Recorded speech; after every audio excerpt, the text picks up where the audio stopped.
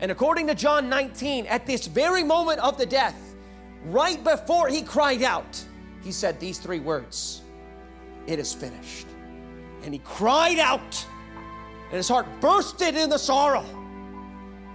And he died, and he gave up the ghost. In this humble attempt, brethren, I present to you in the preaching of this message the sore amazement of the man of sorrows. The very moments in which Jesus himself spiritually perceived that he was now going to become a sin-burdened sacrifice. He was at these moments, he was going to receive the imputation of all these sins, that at that very moment, he had an infinite and clear perception of all of their evils. Something that would sink David into hell with sorrow was flashing with infinite clarity in the mind of Christ. And in the feeling or sensation of it all, in the feeling and sensation of this dreadful moment where his eternal relationship with God was just altered, and he's experiencing something he's never experienced before, the question is, how did he feel at that moment? What were his passions at that very moment? When he bore the sin of mankind, how did he feel? What is his passion? This is why Jesus was filled with sore amazement as a man of sorrows. It is because of a spiritual perception of coming into the place of a sin-burdened sacrifice, and he perceived that he would then become the target of the wrath of God. It was not the Romans that he feared. It was not the cross. It was the wrath of God towards himself as he became sin on our behalf. 2 Corinthians 5:21.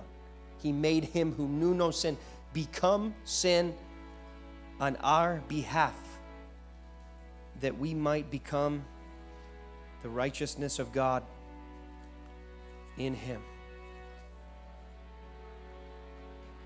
So in the Garden of Gethsemane, this fear of Hebrews 5 verse 7, this sore amazement of Mark 14, this sorrow of Isaiah 53 was because Jesus was perceiving the imputation of sin and the wrath of God.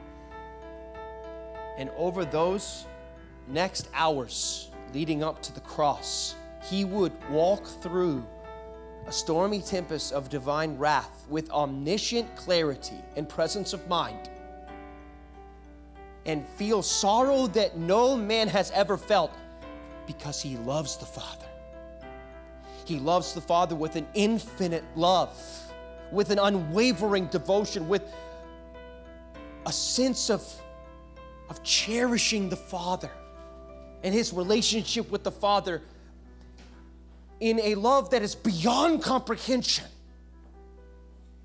And for the very first time, he would perceive something that he's never perceived before, the details of which we cannot speak specifically, nor could we know it or fathom it or tell the whole of it. But we can, by grace, understand that Jesus is not an amoral, unconscious beast, and that he knew what was happening to him. He knew it, brethren. He was sore amazed to the point of death, so that he suffered hematidrosis, in the Garden of Gethsemane. Literally, the capillaries in his body began to burst. His blood mixed with his sweat glands, and blood was coming out of his skin as sweat and dropping on the ground. And that literally means he was sorrowful to the point of death. This is a sorrow that is killing him literally.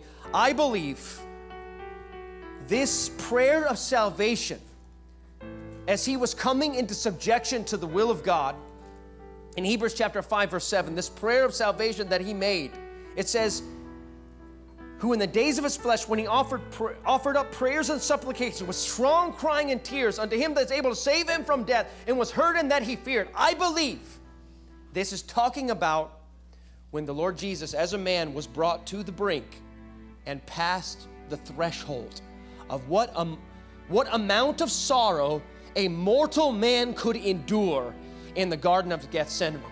He was literally telling the truth, that he was exceedingly sorrowful to the point of death. He was aware that he was about to die in the Garden of Gethsemane, and he wasn't going to be able to finish the course unless God miraculously strengthened his mortal body to endure the unspeakable throes of the sorrows that he was under. That he was literally going to die, and he began to weep and pray in subjection to go through the stormy tempest of divine wrath, infinitely understanding the sins of all time. And he says, thy will be done. Strengthen me to finish this course, because he perceived he was about to die in that garden, brethren. And he feared not doing God the Father's will. And God heard his prayer, and it says explicitly in Luke 22 that God sent an angel to strengthen him as he prayed earnestly with tears, suffering hematidrosis, sweating blood, on the brink of death. And he would have died, brethren, if God did not send an angel to strengthen him. He would have died. Jesus was brought to the threshold of sorrow that a mortal man could endure. He would have never prayed to be delivered from the death of the cross. It was for that reason that he came. He was praying to finish the course, because his mortal frame was giving out, brethren.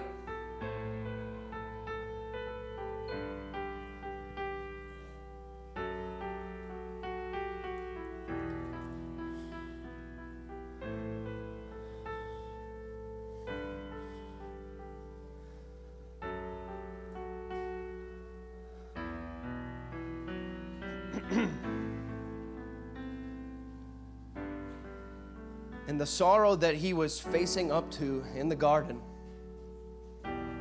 continued with him until the cross, until the very moments when he said, it is finished. And he gave out a loud cry, and his heart bursted with sorrow, and he died.